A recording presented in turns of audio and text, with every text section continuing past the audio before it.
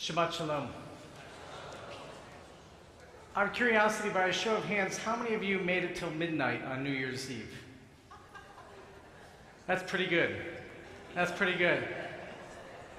They say, how do you know when you're going from younger to older? It's when you go from getting to stay up till midnight to having to stay up till midnight. That's the difference. Here we are beginning a new year. It's the first Shabbat of 2019. And of course, in the Jewish year, 2019 doesn't really have a whole lot of significance to it.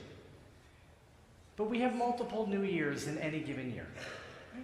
We have the beginning of September, which for those of us, especially with kids in school, that's the beginning of a year. We have Rosh Hashanah. That's the beginning of a year. We have the turn of the secular year. That's the beginning of the year. We have springtime. The Jewish calendar, by the way, is no different.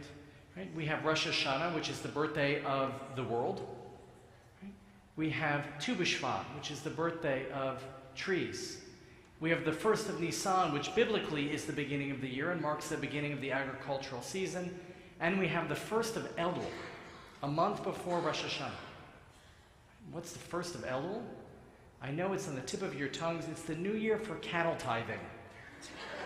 Please make sure you put it in your iPhone after Shabbat. The new year for cattle tithing is very important.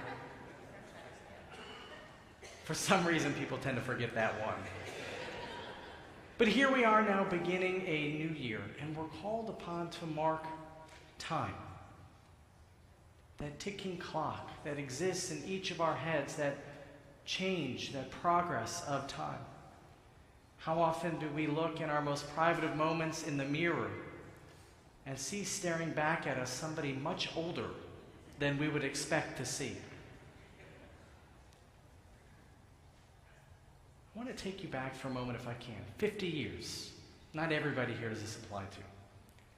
50 years ago, New Year's 1969. The world was in a bit of chaos, as I've read in the history books. In 1969, New Year's, where were you? Some of you were kids in your parents' house, trying to stay up till midnight. Some of you were teenagers, maybe in high school or in college, and all that joy that being a young adult brings. Some of you have already begun raising children of your own, and we're in the midst of that. 50 years ago, 1969. Let me take you back 40 years ago to 1979. Where were you? The world was in a bit of crisis and turmoil. Where were you? 1979. Let me take you back 30 years ago, 1989. The world was in a bit of crisis and turmoil. Where were you then? 1989. 20 years ago, 1999. The world was in a bit of crisis and turmoil. And we were going to party like it was 1999. By the way, I was in Jerusalem in 1999, turning to 2000. Rebecca and I were together. It was my year in Israel as part of my seminary training. And you remember Y2K, the world was going to come to an end, right? Because the computers weren't smart enough somehow to figure out how to begin a new millennium. And so sure enough, I was in Yerushalayim, and if there's anywhere you really kind of didn't want to be and absolutely wanted to be in the turn from 99 to 2000, it was there in Jerusalem. Because if Mashiach was going to come, if the Messianic world was going to happen, that's where it was going to begin. So sure enough, we packed our bags. I think I put a Bible in my bag just in case, some extra water. And we went down to this overlook, watching the Kotel, the Western Wall, and outside the walls of the old city of Jerusalem.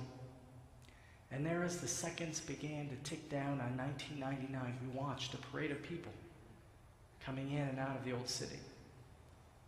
And New Year's was right around the corner. 3, 2, 1.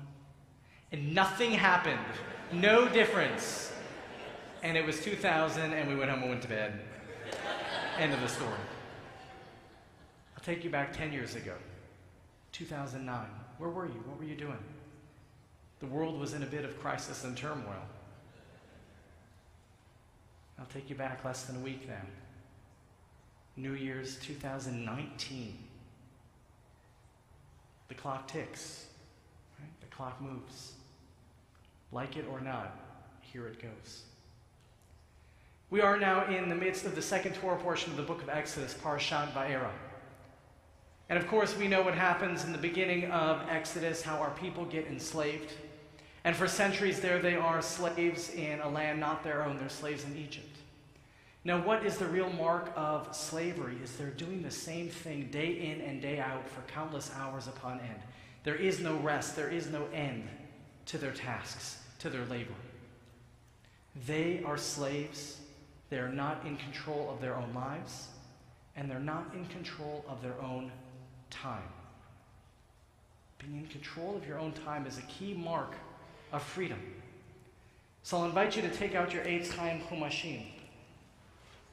And we're going to turn to this week's Torah portion, Parashat Va'era.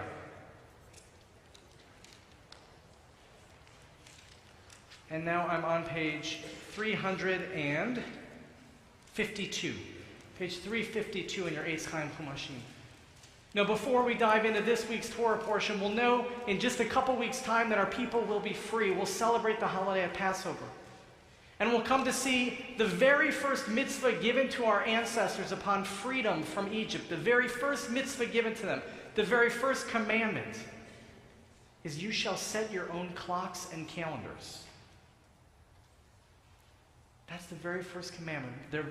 The moment that they are free is the moment they're in control of their own calendars. And as we see through the rest of the Torah, what comes to happen is God helps us learn to regulate time as free men and free women. God gives us the holidays by which to mark the passing of our years. Passover, Shavuot, Sukkot, Rosh Hashanah, and Yom Kippur. We'll see later in Jewish text and thought how we use the cycle of life to mark the passing of the years. Babies being born, bar and bat mitzvahs, weddings, and so forth. We're in control of our own time.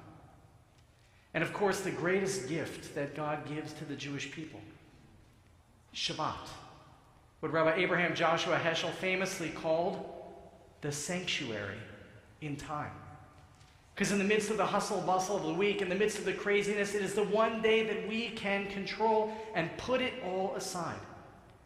Because for 24 hours, I don't have to be slave to my cell phone or my computer or my television. For 24 hours, I don't have to be slave to my car or my work. For 24 hours, I can be and enjoy and celebrate and give thanks and take stock of the passing weeks and months and years. And then we come to our Torah portion this week, Parashat Va'era. And our people are not quite free yet, but God is speaking to Moses. And here we are in the 6th chapter of Exodus, and God says to Moses, I've now heard the moaning of the Israelites, because the Egyptians are holding them in bondage, and I've remembered my covenant. God says to Moses, say therefore to the Israelite people, I am the Lord. And now the Hebrew becomes important. I will free you from the labors of the Egyptians and deliver you from their bondage. And I will redeem you with an outstretched arm and through extraordinary chastisements. And I will take you to be my people, God says, and I will be your God. How many specific verbs does God say that God is going to do for our ancestors and for us? If you were counting along with me, you counted 4. Votseti, Vihitzalti, Viga'alti, Vilakachti. 4. How many cups of wine do we have on Passover? 4. Masechet Pesach in the Talmud, Masechet Pesachim in the Talmud tells us this is why we drink 4 cups of wine, because this is what God did for us in the process of redeeming us, saving us from Egypt. But if we don't stop reading there, and we come to verse 8 on page 353, it says, Veheveti etchem ela eretz asher nasati et yadi. I will bring you into the land which I swore to give to Abraham, Isaac, and Jacob. That's the end of the story. Not just God bringing us to freedom, but God bringing us to freedom in the promised land.